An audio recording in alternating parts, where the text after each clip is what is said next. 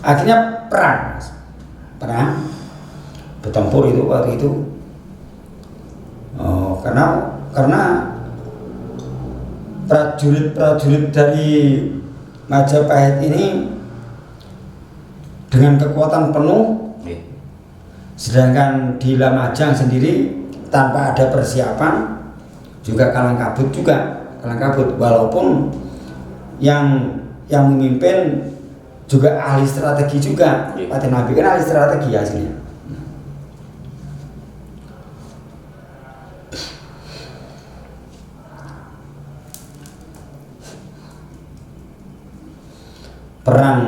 Perang waktu itu udah nggak bisa dihindarkan lagi. Majapahit waktu itu yang dipimpin langsung sama Halayuda, dengan Halayuda, dengan ditemani sama akal-akalan Bang sama Jabung Tarewes. Nah, itu ditemani itu Patih Nabi dikeroyok, dibantai Mas, ibaratnya dicacah Mas. Dicacah ya, badannya dicincang-cincang gitu. Iya kali Halayuda nih. Iya, cincang. Sebenarnya sama sementara cuma ditikam saja. Ya, ditikam. Tapi ditikam itu pun belum mati. Rebah tapi belum mati. Tapi dengan Halayuda ditambah lagi, dicacah-cacah. Tapi yang kejam itu memang Halayuda nih. Halayuda itu kan udah menginginkan kedudukan Patih itu sejak awal. Sejak mulai pemilihan waktu pertama.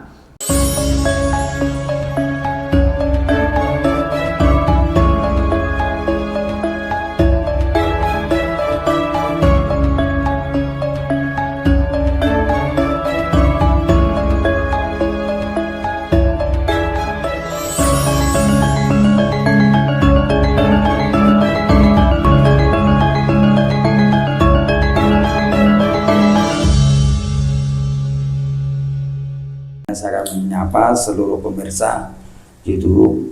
Selamat malam, selamat sore, selamat pagi, selamat siang kepada seluruh pemirsa YouTube dimanapun Anda berada. Dan jangan lupa like dan subscribe di Sekar Media. Untuk kelanjutan yang tempo lalu, yang untuk setelah gugurnya Lembu Sora, ini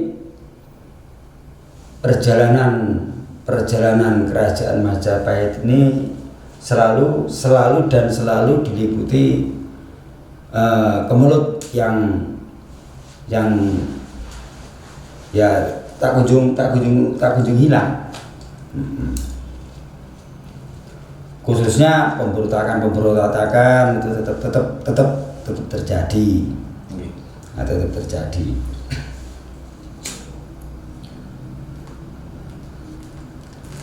Dan seperti Raden Wijaya atau Prabu Kertarajasa Jayawaradana, makin lama kan ngenes, pikirannya ngenes. Karena udah ditinggalkan orang-orang yang dicintai, ditinggalkan sama sahabatnya yang setia seperti Ranggalawe, Lembu Sora, Gajah Biru, Regian Demung gitu. Orang-orang yang berjasa pada waktu itu akhirnya sakit-sakitan gitu. Dan pada tahun 1309 atau 1309 itu Prabu Kertarajasa Jayawardana atau Raden Wijaya wafat karena sakit-sakitan. Belum terlalu tua, masih muda. Setelah wafat dan dimakamkan dan dicandikan. Tapi candi-candinya ada 2 tempat di daerah Blitar khususnya. Pertama di Candi Sawentar di Kecamatan Garum, Desa Centong.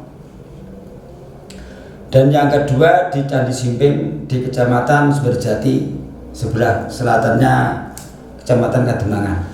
Dados mboten kramataken Trawulan tidak. Ada di Blitar semua. Perabuannya di sana. Nggih. Karena abunya dibagi dua, yang satu di Candi Sementar di Kecamatan Garung, yang satunya di Candi Simping di Kecamatan Sumberjati. Nah, di Kecamatan Sumberjati masuk wilayah Kabupaten Blitar juga. Dan kekuasaan dilanjutkan oleh putra mahkota Jaya Negara, ya gelarnya juga Prabu Jaya Negara atau Prabu Kalagemet itu. Juga pimpinannya juga payah pemimpinannya juga, karena yang enggak fokus namanya itu, enggak fokus. Dan ada penasihatnya, Mas.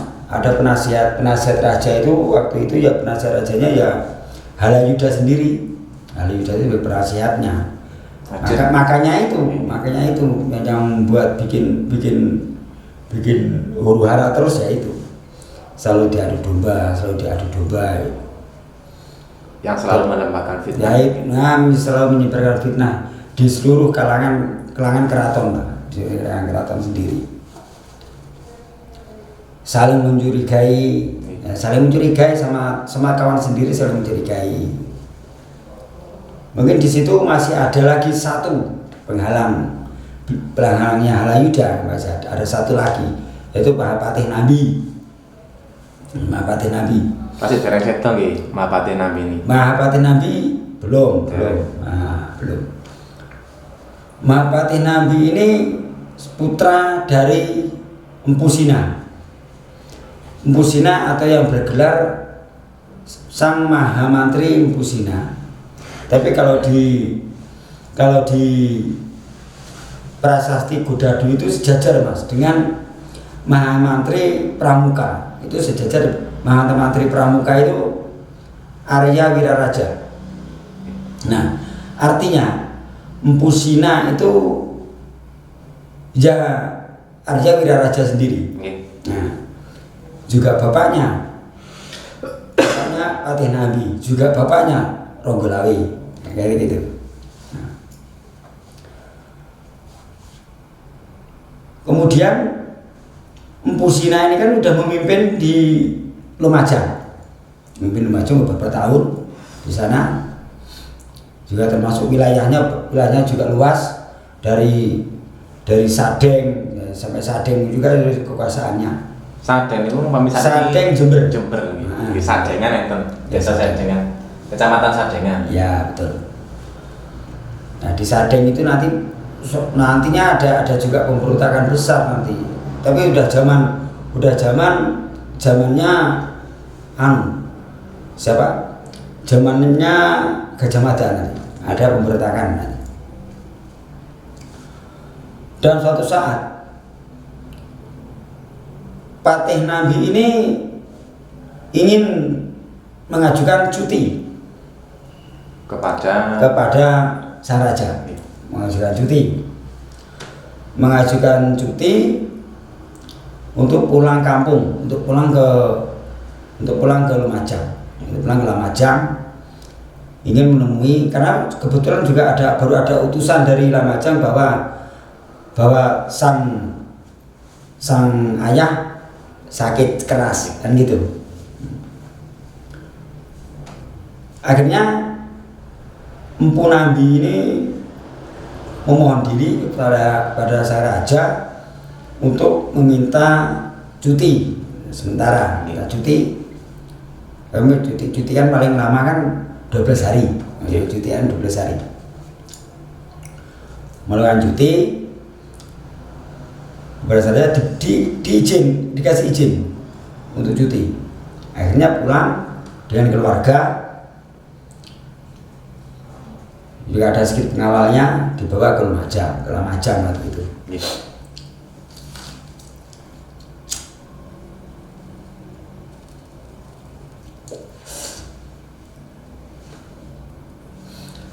Sampai di Lumajang, sampai di perjalanan sudah dapat kabar bahwa sang ayah wafat, meninggal. Juga diusahakan pikiran beliau diusahakan untuk tenang, untuk tenang. Padahal udah gak karu-karuan pikirannya, udah gak karu-karuan. Pada waktu itu perjalanan dari Majapahit ke Lamajang ini menempuh perjalanan 5 hari. Oke, zaman itu lagi melampah. Perjalanan 5 hari.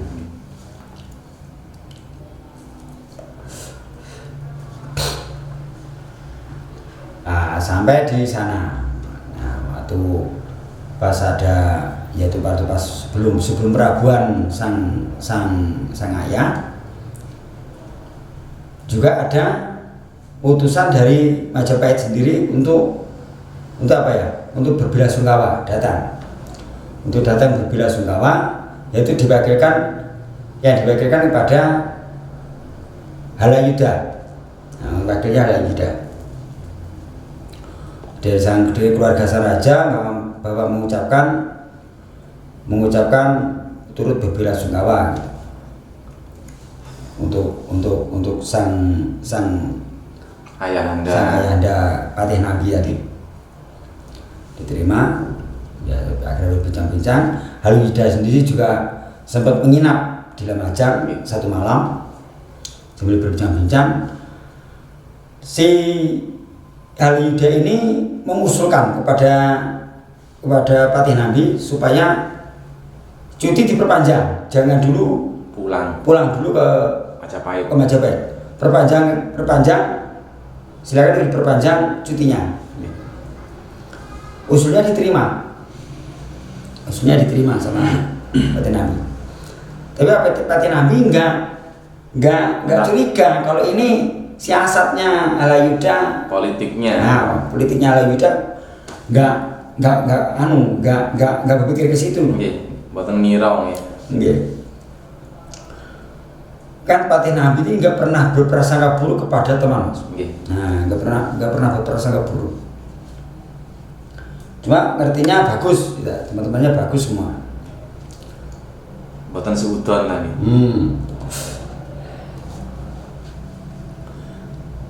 Terus besoknya si Halayuda atau si Ramapati ini tadi kembali ke Majapahit.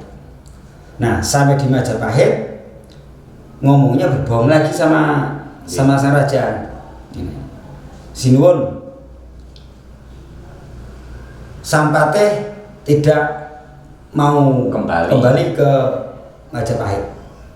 Sudah mau melakukan persiapan pemberontakan ke Majapahit. Nah, gila.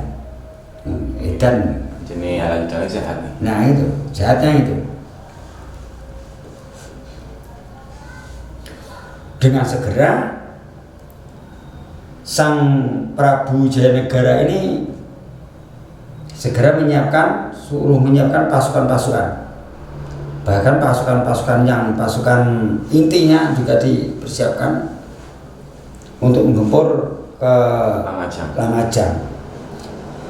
Itu terjadi pada tahun 1316 Masehi. Dan nggak ada tenangnya. Majapahit ini perebutan kekuasaan untuk patihnya aja, untuk kursi kepatihan aja udah sampai ke situ. Tapi cuma orang satu itu aja, yang namanya Halayuda itu aja. Yang saling memfitnah sana sini. Nah, itu. Karena dia untuk senjata sang raja sendiri.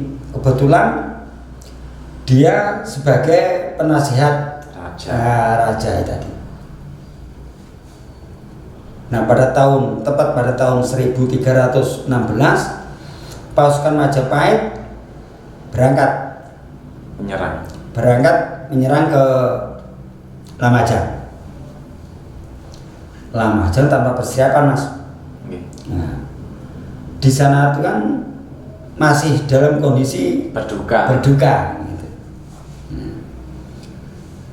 Tapi Patih Nabi mendapat kabar dari mata-mata Kadipaten Lumajang bahwa ada sebuah pasukan besar yang datang ke Lumajang.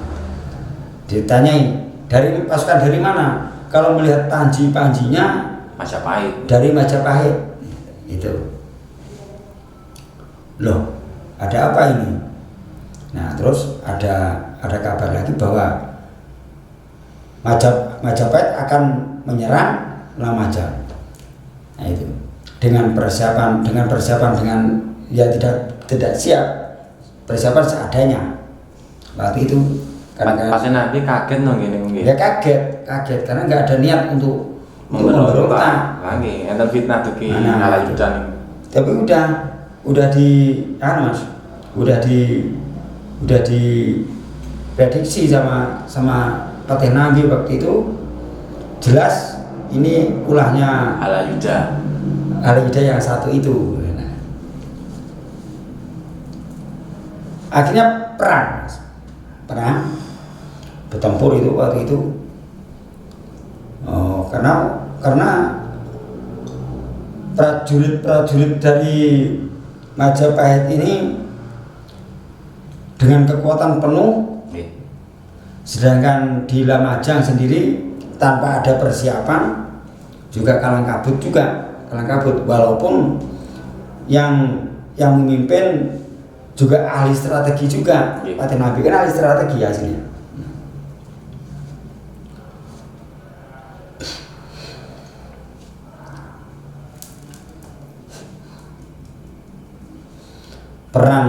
Perang waktu itu udah nggak bisa dihindarkan lagi.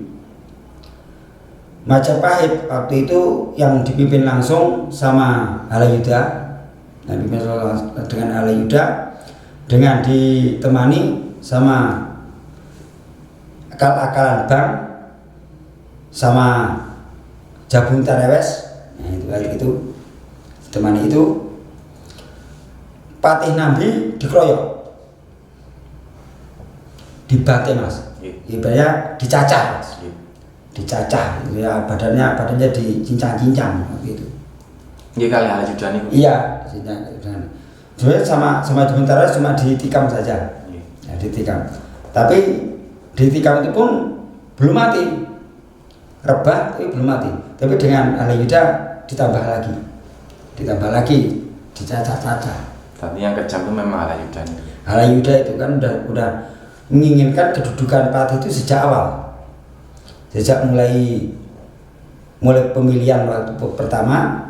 Makanya yang penghalangnya kan seperti Ranggalawe, Lembu Sora, Gajah Biru, Nambi itu sebagai penghalang. Saya dihabisi ya. Ini. Seluruh keluarganya dihabisi. Jadi di Lumajang sendiri pasukan kucar-kacir. Mungkin ada juga yang melarikan diri sampai ke daerah Sadeng. Jember. Nah, ada melarikan diri sana. Itu yang pengawal dari pelarian dari Singasari ke Madura waktu itu, pengawalnya. Tapi sempat melarikan diri untuk menyelamatkan panji-panji dari Lumajang dan pusaka Pantaka, namanya Pantaka pusakanya, dibawa lari, diselamatkan menuju ke selatan, arah ke Sadeng. Dikejar terus, nah, sama pasukannya Jabung Tarewes dikejar terus, akhirnya dibantai juga. Akhirnya panji-panji dari Lumajang dan pusaka Pantakanya Lumajang dirampas. Nah, sebetulnya Majapahit nggak punya pusaka Pantaka, nggak punya. Itu kalau ada Majapahit punya peninggalan pusaka Pantaka, itu aja perampasan dari Lumajang. Nah, itu. Ya, Majapahit nggak ada, nggak punya. Kadipaten Lumajang waktu itu luluh lantah, hancur. Memang sengaja dihancurkan oleh pasukan dari Halayuda waktu itu memang hancur udah. Jadi musnah waktu itu. Yang namanya Lamajang di Ganjuru hancur, nah, udah merdeka, nggak ada penghalang ini untuk jadi patih. Ya. Akhirnya sepulangnya dari Lamajang, akhirnya juga diangkat jadi Mahapatih Hamengkubumi. Halayuda. Agak lama itu sampai mendirikan pendidikan, tempat pendidikan prajurit. Nah, namanya itu setelah kalau untuk Raden Wijaya sendiri sudah mendirikan kesatuan prajurit dan pasukan namanya Bayangkari waktu itu. Kalau sekarang pas Pampres, kan Pampres khusus pengawal raja dan keluarganya untuk melindungi.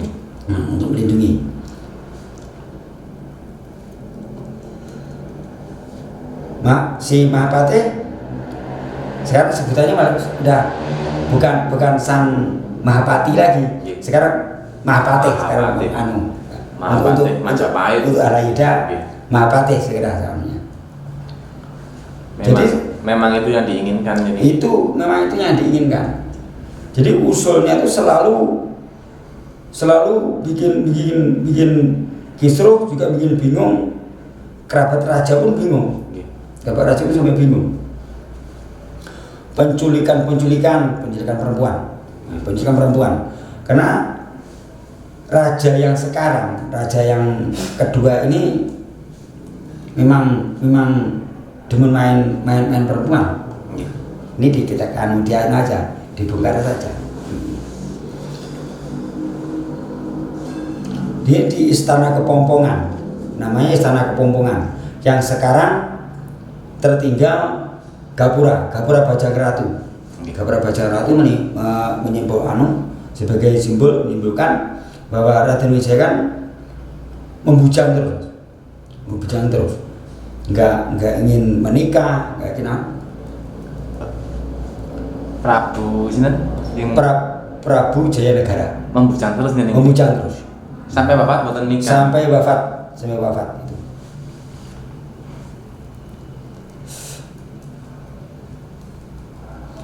Dan itu nggak ada ketenangan pun, nggak ada keterangan waktu itu.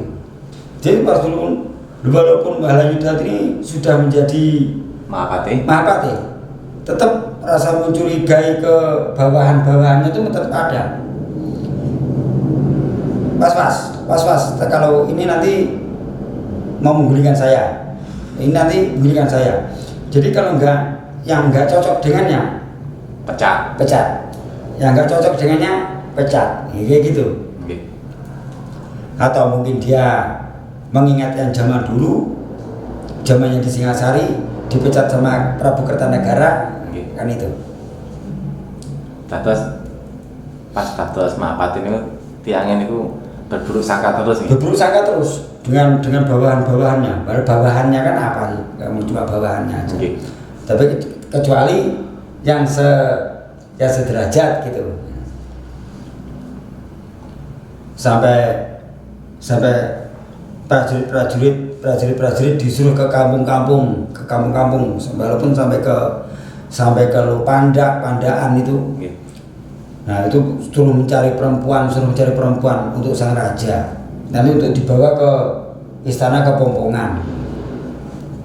Istana Kepompongan itu istilahnya untuk menyimpan para perempuan. Nah, itu disimpan di situ. Nanti satu persatu untuk melayani beliau itu satu. Melayani Halayuda apa melayani? Untuk melayani sang raja. Melayani sang raja itu. Nah, nanti sampai itu yang disentuh sang raja itu Prabu Jayanegara itu nanti sampai istrinya Tabib Keraton, Tabib Tanca, dan istrinya Gajah Mada. Itu tidak ada sakit hati itu, Mas. dan sakit hati. Napa ta Prabu Halayuda niku sakti ini? Halayuda itu gak punya kesaktian. Gak punya kesaktian, cuma akalnya. Cerdik. Dia cuma memakai kelicikannya. Kecedikannya. Kalau keterampilan untuk olah kanuragan nggak punya. Jaya Kawijayan juga mungkin juga nggak ada, nggak ada. Karena dia nggak pernah ikut perang. Dia cuma mengawal, menemani itu aja. Kalau untuk perang mungkin malah prajurit-prajuritnya yang diandalkan. Untuk memimpin Lumajang, untuk memimpin Lamajang itu aja dia cuma memimpin toh, yang maju cuma ikal-ikalan bang sama jagung tarawes itu aja.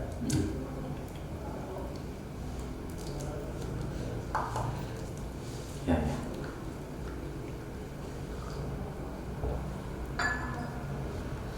Bahkan sampai nanti sebelum ke menginjak ke yang selanjutnya kan, kita gini mas, yang akan datang untuk para pemirsa YouTube ini, kisah tetap bersambung.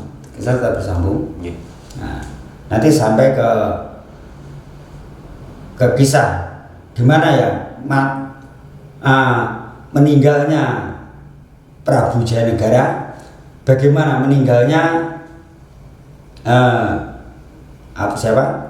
Patih Halayuda. Nah ini mungkin kayak seperti pemirsa nanti yang ditunggu matinya Patih Halayuda.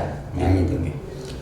Untuk sementara ini dulu mas yang bisa saya sampaikan. Apabila ada kesalahan untuk para pemirsa YouTuber silakan.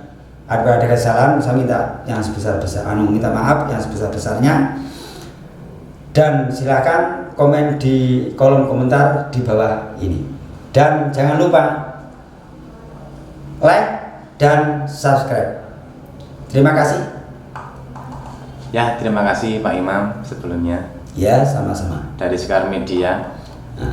Assalamualaikum warahmatullahi wabarakatuh. Waalaikumsalam warahmatullahi wabarakatuh.